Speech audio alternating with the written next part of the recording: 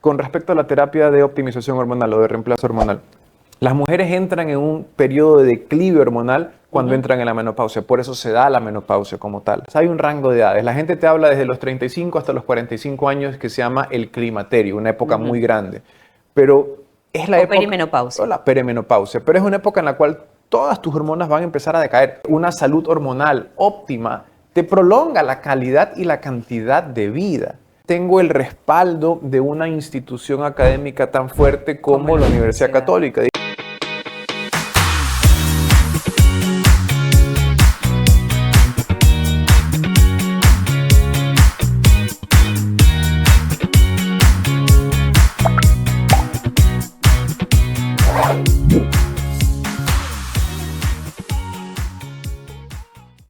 Hoy en Nuestra Gente vamos a conocer a un médico especialista en medicina, antienvejecimiento y longevidad, el doctor Diego Guerra, que nos acompaña hoy y es docente de nuestra universidad, y él también cree que la prevención y los cambios de vida hacen una diferencia significativa.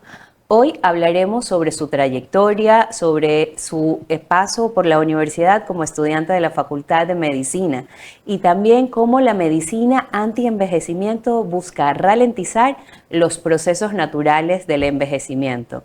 Doctor, muchísimas gracias por estar el día de hoy con nosotros. No, gracias a ti, Cecilia, por invitarme. Siempre es agradable poder colaborar con este tipo de iniciativas de la universidad y me siento siempre en casa aquí. Qué bueno, porque usted fue estudiante nuestro y sabemos también que su papá fue docente nuestro. Sí, no, mi papá fue docente por más de 40 años, no sé exactamente cuántos fueron, los 40 y picos, pero era algo que estaba metido ahí dentro de mí. Y a pesar de que yo era una persona que renegaba mucho en contra de la educación cuando era adolescente, de una u otra manera uno empieza a captar cosas de sus padres. Y heme aquí. Claro, sí. ¿Y usted venía de pequeño a la universidad? Sí, yo venía de pequeño de la universidad, iba a recoger a mi papá y mi papá siempre fue una persona súper estricta, pero igual muy querida. Okay. Y me acuerdo que yo a veces entraba a la facultad de arquitectura, donde él era el profesor, y preguntaba, ¿dónde está el arquitecto Guerra? Y unos grandotes decían, ¿que eres el hijo? Y yo, sí, decían, secuéstralo, pide rescate. Y claro, pero mi papá se llevaba muy bien con todos esos chicos, pero de ahí son esas cosas que te van dejando una pequeña marca en ti, una marca positiva. Una marca positiva y saber que esta universidad también es una casa, ¿no? Es una casa que acoge a todos desde muy niños y también lo ha visto crecer, doctor, lo ha visto como estudiante de medicina. Y luego como docente. Y ahora como docente. ¿Qué tal su experiencia como estudiante? Se hace larga. Cuando uno estudia la carrera, se hace larga. Pero luego te das cuenta, ya cuando sales de la carrera, dices, o por lo menos es mi percepción, desde que salí hasta el día de hoy, que yo salí en el 2014, han pasado 11 años, o sea, ya estoy más tiempo como médico egresado que mi formación como médico como tal. Y te dices, wow, en realidad, en ese momento se me hizo interminable, pero ahora la veo como si fue hace un ratito. Un suspiro. Sí, hace un ratito. Y regresar a ejercer la docencia aquí, ¿cómo lo has sentido? Complejo. ¿A qué me refiero? La manera en la cual yo aprendí es distinta a la manera en la cual yo enseño. Ok. A pesar de eso, yo he ido captando cosas de varios referentes en la medicina que dejaron una pequeña marca en mí y uno va cogiendo un poquito de todos para formar su docencia. Entonces son cosas que me han gustado y las he ido cogiendo y también cosas que no me han gustado, las he ido alejando. Eso me forma. ¿Se las mejora? Se las mejora o simplemente las dice, ¿sabes qué? Así no quiero ser yo. Y estoy seguro que a muchas personas les han pasado que se han encontrado con un docente o un profesional en cualquier ámbito y dicen, así no quiero ser yo. Y en cambio tienes otros referentes que dices, chuta, qué buen tipo, o sea, qué buena clase, qué buen todo. Entonces se convierten en referentes tuyos para seguirlos. Claro. Mentores directos o indirectos. O sea, porque hay gente que te coge bajo su ala y te va guiando. Y otros simplemente que tú por verlos recibes su radiación acerca de cosas tan positivas. Entonces, es una experiencia muy agradable. Y también ver cómo jóvenes o profesionales de la salud en formación pasan a lo largo de tus manos y luego ya te los topas como médicos egresados y te agradecen por sus enseñanzas. Entonces, es todo un proceso y es muy agradable. Doctor, y es así como usted dice, ¿no? Una de las satisfacciones como docente es ver a los estudiantes que han pasado por uno y a verlos como un colega y también ver cómo están creciendo. Por supuesto. Al principio es un poco raro, ¿ah? Al principio es un poco raro, o sea, toparte con tus profesores y que ahora son colegas tuyos. Entonces, hay esa pequeña, uno va caminando como que sobre vidrio cuando ya son compañeros de trabajo. Entonces, por ejemplo, para mí, al principio, la doctora Claudia Vera, me acuerdo. Entonces, al principio era doctora Vera, doctora Vera, doctora Vera. Claro. Pero luego es como que Claudia. Otros docentes, o sea, que has ido formándote con ese respeto. Y algunos que para mí siempre van a ser el doctor tal, el doctor tal, el doctor tal. Pero hay otros en los cuales ya se ha formado un vínculo de amistad. Ya dejas el término del doctor y simplemente se convierte en pares. Doctor, ¿y cómo nace esta especialización en el antienvejecimiento? Como todas las cosas buenas, a veces es un accidente. Yo estaba buscando algo que se pudiera concatenar bien con cualquier otro tipo de especialidad. Por las situaciones que habían o atravesábamos en el país, era muy difícil acceder a una especialidad formal acá, haciendo guardias, las residencias como tal. Entonces siempre ha sido muy, muy, muy complejo. Yo fui a España para hacer el MIR. 2 veces hice el MIR. La primera vez me fue mal y la segunda vez en realidad entré. Y yo tenía una plaza para hacer mi especialidad en España, pero simplemente no era lo que yo quería. Entonces existía la posibilidad de que sea una plaza de posgrado acá. Y yo dije, para hacer algo que no me gusta allá versus algo que sí me gusta acá, me quedo con algo que puede ser que me guste, que puede ser que exista. Oh, sorpresa, no me fui allá y acá tampoco se abrió y me quedé sin pan ni pedazo. ¿Y qué pasó? Pero de ahí justamente me puse a investigar y dije, ¿sabes qué? Sea lo que sea que pase después, necesito algo que se pueda concatenar con todo. Entonces, se volvió un poco intuitivo por cómo trato de llevar yo mi vida. O sea, yo me ejercito de manera regular, llevo una alimentación saludable, trato de no tener vicios, o sea, soy humano, igual me tomo una cerveza de vez en cuando, pero me di cuenta de que ese era un camino a seguir y se podía institucionalizar o formalizar con una educación como tal. Y por ahí fue entrando la medicina antienvejecimiento. Entonces me puse a buscar, investigar y por ahí me fui. Luego te das cuenta que la OMS decreta la década del 2020 al 2030 como la década de la longevidad y el antienvejecimiento. Porque cada vez más tenemos una población más envejecida. Entonces yo digo, bueno, todo el mundo va a envejecer. Todo el mundo va para allá. Eso le quería preguntar. A ver, el envejecimiento es un proceso natural y normal. Todos vamos a envejecer. Todos. ¿Por qué estamos tan obsesionados o tan bombardeados de información en no querer envejecer? O tal vez es envejecer de mejor manera. Porque el envejecimiento es algo nuevo para la especie humana. ¿Y a qué me refiero? Esto yo me meto en la parte antropológica a veces. Si te pones a revisar el promedio histórico de vida del ser humano a lo largo de la historia, cuántos años lleva el ser humano en el planeta, más o menos 300.000 años. La expectativa de vida del ser humano era de 35 años. Claro. Hasta 1800, la expectativa de vida del hombre, el promedio era 35, 45 años. Es solamente en los últimos 200 años que la expectativa de vida ha aumentado a que el promedio el día de hoy en Ecuador en mujeres es de 77 años y en hombres es de 73. Entonces, hemos casi duplicado la expectativa de vida en un lapso de 200 años. Entonces, esto te trae cierto tipo de implicaciones. O sea, ¿por qué vivimos más? Bueno, avances en la medicina, definitivamente. Antibióticos, cirugías, vacunas, un poco de innovación en la tecnología. Pero no solamente se trata de vivir más, sino que vivir bien. Entonces, esto es un campo relativamente nuevo. Es extremadamente raro, o sea, es un fenómeno, una situación extremadamente rara, porque el ser humano tenía más o menos esto de vivir mientras se podía reproducir. Después de eso, ojo, y lo digo entre comillas, no había sentido para vivir. Para la vida. Porque el propósito del ser humano es reproducirse. Y yo digo ahí una cosa muy interesante, es que el ser humano, su propósito más básico, si retrocedemos a lo más básico es uno solo, que es transmitir información. Y nosotros transmitimos información de 2 maneras.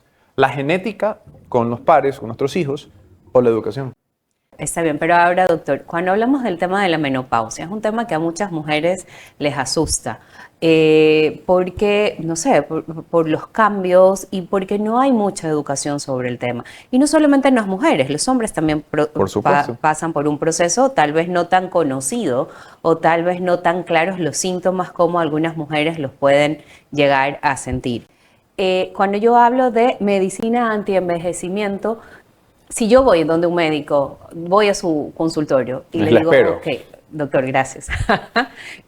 Si yo voy a su consultorio y le digo, ok, doctor, ¿dónde me deriva usted? O sea, yo me voy a tratar a usted porque quiero llegar bien a mi vejez. Mi pregunta es, esto no es solamente me voy a estirar la piel porque quiero verme más joven, es quiero llegar a una vejez bien, con calidad de vida. Exactamente. A ver, a mí me gusta trabajar en equipo, yo tengo eso Ok. clarísimo. Yo no soy yo no soy ginecólogo, yo no hago Papa Nicolaos, pero yo hablo de manera consciente con mis pacientes sexo femenino y les digo, ok, ¿cuándo fue la última citología que te hiciste? ¿Cuándo fue la última mamografía que te hiciste? ¿Ya hablaste con tu gine? Perfecto.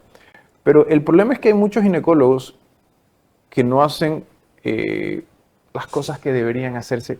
Y no quiero ¿En que qué suene mal, sentido? y no Ajá. quiero que suene mal, pero por ejemplo, con respecto a la terapia de optimización hormonal o de reemplazo hormonal, las mujeres entran en un periodo de declive hormonal cuando entran en la menopausia, por eso se da la menopausia como tal. Ok, y que no tiene una edad específica ahora, Hay ¿o un sí? rango de edades, hay un rango de edades. La gente te habla desde los 35 hasta los 45 años que se llama el climaterio, una época muy grande.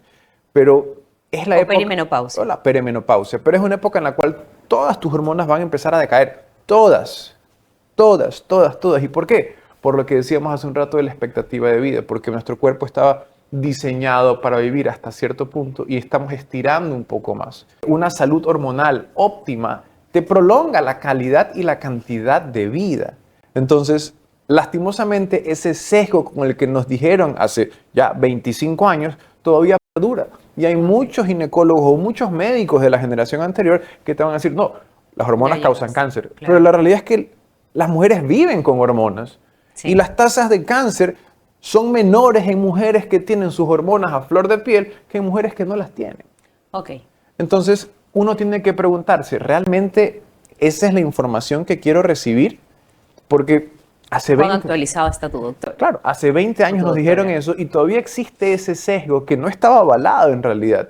Fue una publicación de prensa descontextualizada, Ok. pero fue un mensaje tan duro que antes de los años 2000 la mayoría de mujeres recibían terapia de reemplazo hormonal, la mayoría. Y el climaterio era más manejable, la menopausia Ok. se vivía de una manera mejor. Ok. Después del 2000, revisas las estadísticas, ¡pum! Nadie empezó a prescribir. Por Y hoy eso. en día está aumentando otra vez porque funciona. Claro. Y mejoras la calidad de vida y la cantidad de vida y el riesgo cardiovascular y el Por riesgo de supuesto. fracturas y el riesgo de muchísimas cosas mejora. Ok. Entonces de eso se trata. Eso es en mujeres. Sí, Y en claro. hombres es Eso lo iba a mismo. preguntar. ¿Qué pasa con los En hombres? los hombres es lo mismo. Los niveles de testosterona en varones, por ejemplo, van ¿A qué edad decayendo. empiezan a decaer? A partir de los 30 años pueden empezar a decaer 1% cada año. Parece insignificativo, pero si va sumando, la cosa va sumándose. Si yo no hago bien los deberes, si tengo un mal estilo de vida, es un 2% al año. Wow. El doble. Mucha farra. Mucha Y farra, alcohol, mala dormida. Malas El problema dormidas. con eso es que la testosterona es la principal responsable de mantener una salud óptima. O sea, es una de las Ok. hormonas cardinales en nuestro cuerpo, que no solamente sirve para generar músculos, sino sirve para mantener huesos fuertes, Ok. claridad mental, una salud sexual saludable. Entonces sirve para todas esas cosas. Si no tengo niveles saludables de testosterona, voy a tener problemas en muchos ámbitos, inclusive en la parte neuropsicológica. Se ha hablado que pacientes en estados depresivos o ansiosos están relacionados a bajos niveles de testosterona. Ok, doctor, ¿y a qué edad un hombre debería acercarse y a qué doctor, por ejemplo? Si ya estoy en los 40, 50, ¿cuáles son las recomendaciones? Hay 3 pilares fundamentales que son para todo el mundo, vengas o no vengas a mi consulta. Primero, ejercicio, y lo pongo como primero, el ejercicio. ¿Ejercicio de qué tipo, doctor? Ahí sí me rijo por las normas de la AHA, que te dice, la AHA es American Heart Association, que te dice como mínimo 150 minutos de actividad física intensa a la semana y 3 sesiones a la semana de ejercicio de fierro, o sea, hacer pesas. Pesas. Eso primero. Hombres y mujeres. Hombres y mujeres. Porque Más las mujeres que hombres. tienen más No, miedo. la mujer tiene que hacer pesas. Sí, lo dicen los entrenadores, pero las mujeres tienen este miedo de pesas, me voy a poner como muy fuerte. En realidad La es mujer difícil. jamás se va a poner igual de fuerte que un hombre Claro, es muy porque difícil. no tiene la testosterona que tiene el hombre. Y Ahí no empieza aumentas y la ahí masa termina. muscular en el mismo... Ahí empieza, ahí termina. O sea, ahí empieza y ahí termina. Siguiente punto, después del ejercicio, una alimentación saludable. O sea, tienes Ok. que tener una alimentación balanceada. ¿Qué es una alimentación saludable? Voy al Nutri. Vas al Nutri, pero si no te da ¿O no? para ir al Nutri, no quieres ir Ajá. o no te gustan, aunque hoy en día los Nutris que yo trabajo son muy aterrizados, empieza a restringir cierto tipo de cosas que todo el mundo sabe que está mal. Bebidas extremadamente azucaradas, edulcorantes artificiales, ultraprocesados. Y opta por una alimentación más natural. ¿A qué me refiero? Proteína, una saludable cantidad de proteína, idealmente animal, ya los vegetarianos me caerán encima, y tu cantidad de vegetales fibrosos. Ok. Y la tercera, pero no menos importante, yo Claro. diría igual de importante, es el sueño. Ah, ok. Tienes que empezar a dormir bien, ¿Cuánto es dormir bien? a 6 a 8 horas. ¿Debo tener un horario específico o puedo dormir 6 8 horas ahí como No, puedo? O sea, hay los una cosa que doctores, se por llama ejemplo. higiene del sueño. Uno debería dormir todos los días o tratar de dormir todos los días a la misma hora. Establecer un horario constante para dormir a la misma hora todos los días, 6 a 8 horas al 6 día. a 8 Ojo, horas. eso es muy complicado en los adultos mayores, no duermen tanto. ¿Por qué? Porque Sí, pierden ahí una suena. hormona que se llama la melatonina. La melatonina, al igual que el resto de hormonas en el cuerpo, decaen. Y por eso usted conocerá, yo que sé, a su padre o a su madre que se levantan En la 4 de la mañana, madrugada. ya están despiertos. Y ya vamos a empezar. Les falta melatonina. Ok. Entonces, Está bien. sueño saludable, alimentación balanceada y ejercicio. Esos son 3 pilares fundamentales para todo el mundo. Ahora, la mayoría de personas no hacen ni uno. Hay algo que no me quiero ir sin preguntarle esto. El famoso NAT. ¿Qué es esto y cómo se consume? Porque está muy de moda y muchas cosas para verse más joven o para que te ayude también. Pero ¿es cierto o no es cierto? ¿Y cómo se consume? Porque yo he visto desde pastillas que venden hasta sueros que te ponen. A ver, el NAT es una molécula que se encuentra dentro de la mitocondria. La mitocondria es una organela, una parte de nuestro cuerpo que sirve para producir energía. Entonces, se ha dicho que aumentar los niveles de NAT en el cuerpo ayudan a producir más energía y que puede producir un fenómeno de anti-envejecimiento y longevidad. ¿Cuál es el problema con el NAT? Tiene que ser administrado o vía intravenosa o intramuscular. Ah, entonces pastillas no. La oral realmente no funciona. O sea, Ok. la biodisponibilidad del NAT vía oral es muy baja. Y me ha pasado con mis pacientes. Me dicen, no, que estoy tomando NAT y resveratrol. Y yo le digo, ¿y qué sientes? Y me dicen, nada. Mi nutricionista dice que del resveratrol no hay evidencia científica que te diga exactamente que sí A ver, o no. eso es controvertido porque hay muchas cosas para las cuales no hay evidencia pura y dura. ¿Sí? Ok. El resveratrol ha demostrado cierto tipo de propiedades, al igual que el NAT, en cierto tipo de estudios científicos, pero haciendo muy enfático por el NAT y le digo a la gente que Sí. toma NAT en pastillas, están perdiendo la plata. Doctor, muchísimas gracias. Espero poder tener un segundo programa con usted. Tengo Encantado. muchísimas preguntas de personas que nos han enviado y que sabían que usted venía y también me las han hecho. Muchísimas gracias por todo y bueno, conocer la historia de Diego nos recuerda que la longevidad se construye cada día con hábitos saludables, prevención y un estilo de vida consciente. Doctor, gracias por acompañarnos en este programa y les recuerdo a todos ustedes que por favor nos sigan en redes sociales. Pueden seguir las redes sociales del doctor, que además es famosísimo en redes, no pudimos conversar sobre eso, pero también para que puedan conocer más sobre historias que nos llenan de orgullo y que nos inspiran en la Universidad Católica de Santiago de Guayaquil. Gracias, doctor. Muchísimas gracias, Cecilia, por la invitación. Estoy completamente fascinado de tener una segunda oportunidad y podemos hablar de largo aquí. Perfecto. Gracias. Los espero en el siguiente episodio.